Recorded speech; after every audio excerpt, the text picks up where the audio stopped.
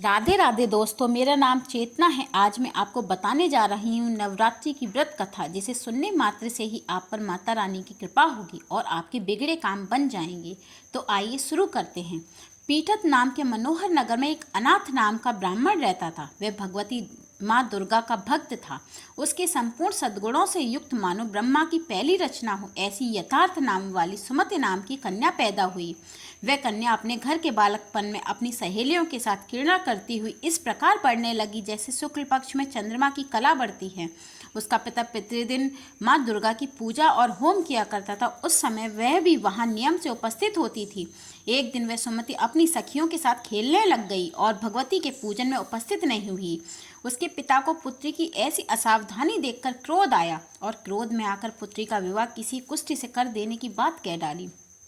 पिता वचन सुन सुमति बहुत दुखी हुई। सुमति ने पिता का मान रखा और किसी भी कुष्ठ रोगी से विवाह करने को तैयार हो गई। लेकिन इससे ब्राह्मण को और भी क्रोध आया, क्योंकि उसने देखा कि उसकी पुत्री के मन में जरा भी भय नहीं था। ब्राह्मण ने अपनी पुत्री का विवाह एक कुष्ठ के साथ करा दिया। सुमति को अपने भाग्य पर बहुत रोना आया, परंतु वह कुछ भी नहीं कर सकती थी।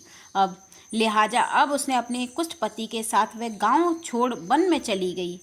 वन में वे बार बार अपने भाग्य को कोसती हुई माता भगवती यानी कि माँ दुर्गा को पुकारने लगी कि तभी माँ दुर्गा वहाँ प्रकट हो गईं।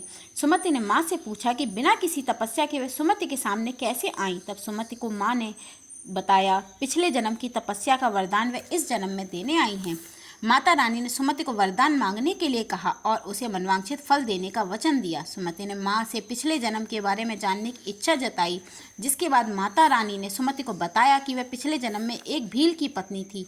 दोनों भील पति पत्नी पवित्र मन से सभी की सहायता करते थे। लेकिन एक बार भुखमरी के चलते सुमति के पूर्व जन्म के पति ने राजा के यहाँ चोरी कर ली थी। उसके बाद राजा ने क्रोध में आकर दोनों पति पत्नी को कोठरी में डलवा दिया था। राजा की कोठरी में दोनों पति पत्नी बिना कुछ खाए पिए रहे। वह समय माता के 9 दिनों का था और एक तरह से उनका व्रत पूरा हो गया था और उस जन्म में व्रत का समापन पर दोनों की मृत्यु हो गई। इसीलिए उस व्रत का फल माता इस जन्म में देने आई हैं। सुमति ने वरदान में माता से अपने पति को कोढ़ दूर करने को कहा। माता दुर्गा ने सुमति के पति का कोढ़ दूर कर दिया और उसके पति को सोने सा सुंदर शरीर प्रदान किया। माँ भगवती की कृपा से सुमति के पति का शरीर कुष्ठहीन होकर अति कांति युक्त हो गया था। तभी से यह माना जाने लगा कि माँ दुर्गा की सच्चे हृदय से की गई पूजा कभी विफल नहीं होती है और इन नवरात्रि में 9 दिनों का व्रत रख माता से पूर्ण श्रद्धा से जो भी मांगा जाए वे अवश्य पूरा करती हैं।